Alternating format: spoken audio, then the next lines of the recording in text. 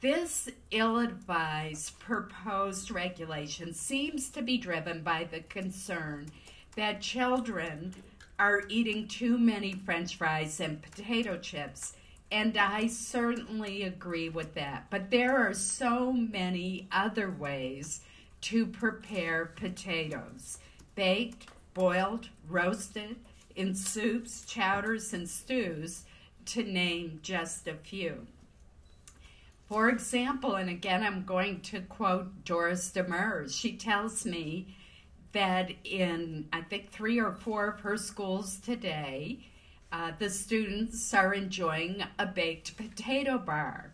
And on that bar, the baked potato bar, are vegetarian chili, low-fat cheese, salsa, beans, chives, all sorts of toppings. In fact, often the baked potato can encourage students to eat more vegetables than they otherwise would do. Broccoli was another, and that's grown in Maine as well.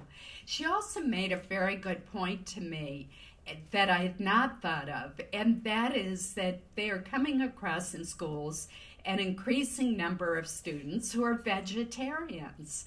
And the baked potato bar, with its array of vegetables and legumes like peas and beans, allows the vegetarian students to meet their nutritional needs as well. This is also an economic issue. Potatoes are an affordable option for our schools and help support rural communities in many parts of the nation, including Maine. The department's own estimates indicate that the proposed rule would unnecessarily impose additional and unanticipated costs of approximately $6.8 billion over the next 5 years on our school systems.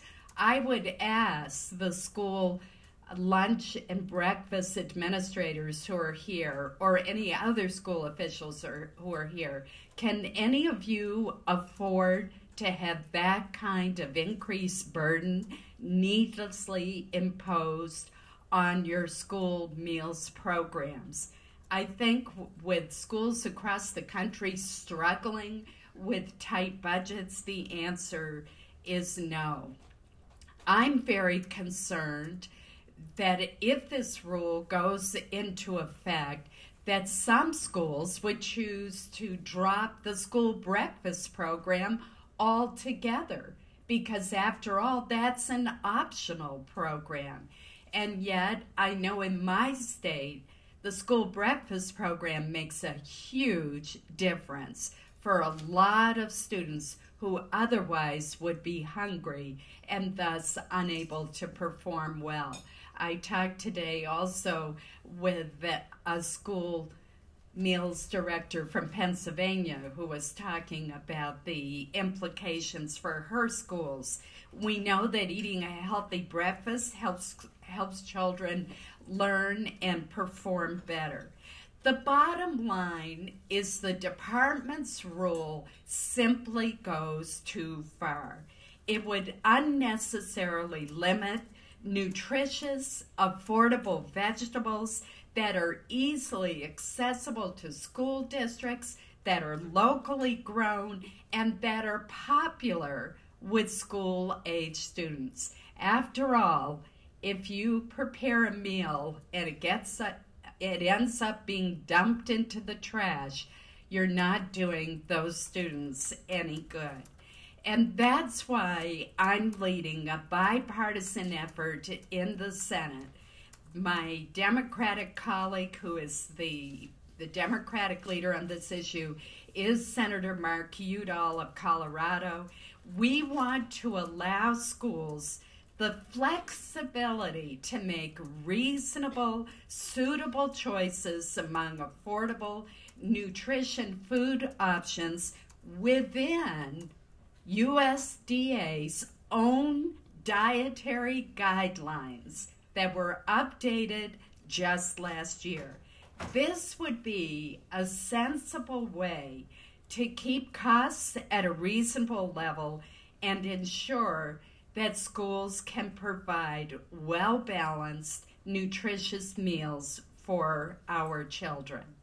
Now, I ask you to help educate members of Congress about this issue.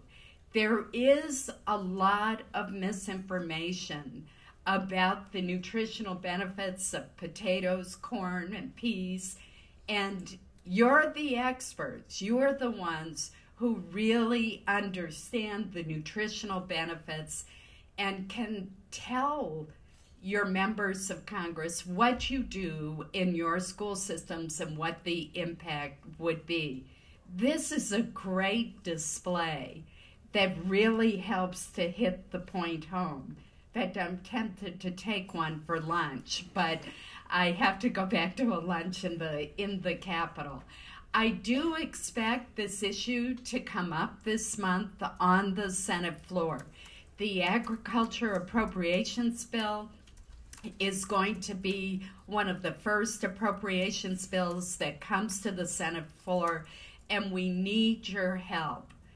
I know that you care as much as I do about making sure that our children are getting nutritious meals. We need to educate policymakers to make sure that this ill-advised rule does not go into effect as written. Thank you very much for the opportunity to talk with you today, and good luck. Thank you.